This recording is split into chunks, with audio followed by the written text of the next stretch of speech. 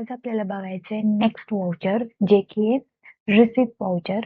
Receipt voucher म्हणजे काय पहिल्यांदा ते क्लिअर करून घेऊया. रिसिप्ट वाउचर रिकॉर्ड ऑल मनी रिसीव्ह बाय बिझनेस. बिझनेस मधून जे काही पैसे आलेले आहेत तर ती एंट्री कोणत्या वाउचर मध्ये जाते? F6 receipt voucher. त्याची शॉर्टकट की येते F6. सगळ्यात आधी पहिली एंट्री बघूया इथे. Started business with cash. आपण बिझनेस स्टार्ट केलेला आहे. भलेही आपण बिझनेस स्टार्ट केलाय पण आपण कॅश घेतलेली आहे, सो आपल्याकडे आली. सो एंट्री जाताना F6 मध्ये जाणार आहे. आपल्याकडे कॅश आली म्हटल्यावरती cash account debit to capital. Capital म्हणजे बिझनेस उभा करण्यासाठी लागणारा पैसा जो असतो ना, तर त्याला कॅपिटल असं म्हणतात. Okay. Next entry second entry ज्याच्यामध्ये आपण अगेन रिसिव्ह करतोय. पण रिसिव्ह कोणाकडनं करतोय? तर श्रीहरी इंडस्ट्री नावाची कंपनी आहे, सो त्याच्याकडनं आपण घेतोय. So again bank account debit जाणार आहे, कारण bank personal and debit the receiver. आणि श्रीहरी इंडस्ट्री अकाउंट कुठे जाणार आहे? क्रेडिट मध्ये जाणार आहे. तर ह्या दोन एंट्री आपण टॅली मध्ये करूया. सो सगळ्यात आधी इथे आल्यानंतर आपण कंपनी ऑलरेडी क्रिएट केलेली आहे. सो सरळ जाऊया आपण वाउचर मध्ये. वाउचर मध्ये गेल्यानंतर सगळ्यात आधी एंट्री करायची आपल्याला F6 मध्ये. सो F6 मध्ये करायचं असेल तर सगळ्यात आधी F6 शॉर्टकट की प्रेस करा आणि त्याच्यानंतर कंट्रोल H ज्याच्यामध्ये आपल्याला यूज करायचा डबल मोड. क्रेडिट अकाउंट फर्स्ट आलेलं आहे, सो क्रेडिट मध्ये जाणारे कॅपिटल. सो क्रिएट आणि इथे कॅपिटल अकाउंट. कॅपिटलचा अंडर ग्रुप कॅपिटलच असतो. सरळ कंट्रोल A आणि आपण 1,00,000चं कॅपिटल आहे आपल्याकडे.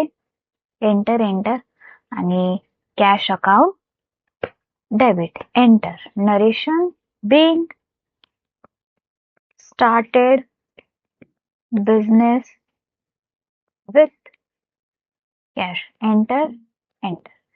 सेकंड एंट्री जी आपण रिसिव्ह केली होती श्रीहरी इंडस्ट्रीज कडनं, तर Shrihari industries account credit. So इथे श्री हरी इंडस्ट्रीज अकाउंट आणि इथे आल्यानंतर आपल्यासाठी कोण असणार आहे? तो सन्ड्री डेटर, कारण आपण त्याच्याकडनं सोल्ड केलं होतं. कंट्रोल A आणि इथे अमाऊंट आहे 18,000 आणि कसे घेतलेत ते बँकेत. तर आपल्याकडे दोन बँक आहेत, त्यातले बँक ऑफ इंडिया सिलेक्ट करूया. एंटर. चेकनी देताय? हो चेकनी देतोय. Enter enter enter enter enter. Narration काय होणार आहे? Being receive from Shrihari industries ₹18,000. Enter enter. Next entry कडे येऊया, ज्याच्यामध्ये अगेन आपण राम एंटरप्राइजेस कडनं पैसे घेतलेले आहेत. ₹14,000. का घेतले? तर आपण सोल्ड केलं होतं on credit. Next entry again cash घेतलेली आहे, पण का घेतलेली? तर आपल्याला काय रिसिव्ह झालेलं आहे? कमिशन रिसिव्ह झालेलं आहे. तर आधी ह्या दोन एंट्री आपण टॅलीमध्ये करूया, ज्याच्यामध्ये पहिलं बँक अकाउंट डेबिट आणि राम अकाउंट क्रेडिट जाणार आहे, कॅश अकाउंट डेबिट आणि इथे कमिशन अकाउंट काय जाणार आहे? क्रेडिट जाणार. तर सरळ जाऊया आपण टॅलीच्या स्क्रीनवरती. इथे आल्यानंतर नेक्स्ट एंट्री करूया, ज्याच्यामध्ये बँक अकाउंट डेबिट आहे आणि राम एंटरप्राइजेस क्रेडिट आहे. सो आपल्याला परत क्रिएट वरती जावं लागेल आणि इथे राम एंटरप्राइजेस अकाउंट जो अगेन आपल्यासाठी सन्ड्री डेटर असणार आहे. Control A. किती घेतलेली त्याच्याकडनं? तर 14,000. Enter enter. कसे घेतलेले आहेत? Bank. So bank. Enter enter enter enter enter enter. Narration again तुम्ही टाकू शकता. Being receive check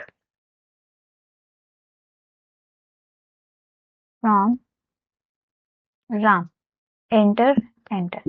last entry ज्याच्यामध्ये आपण कॅश घेतलेली आहे, पण सोर्स काय आहे? तर कमिशन आहे. सो अगेन क्रिएट आणि इथे कमिशन अकाउंट जाणार आहे आणि इनडायरेक्ट इन्कम असा ग्रुप असणार आहे, कारण क्रेडिट मध्ये आपण इन्कम अँड गेन टाकतो. सो कंट्रोल A आणि इथे अमाऊंट आपण घेतलेली आहे 12,000 आणि कशी घेतलेली, सो कॅशने, so cash form, enter enter enter. F6 receipt voucher आपण टोटली आज क्लिअर केलेलं आहे.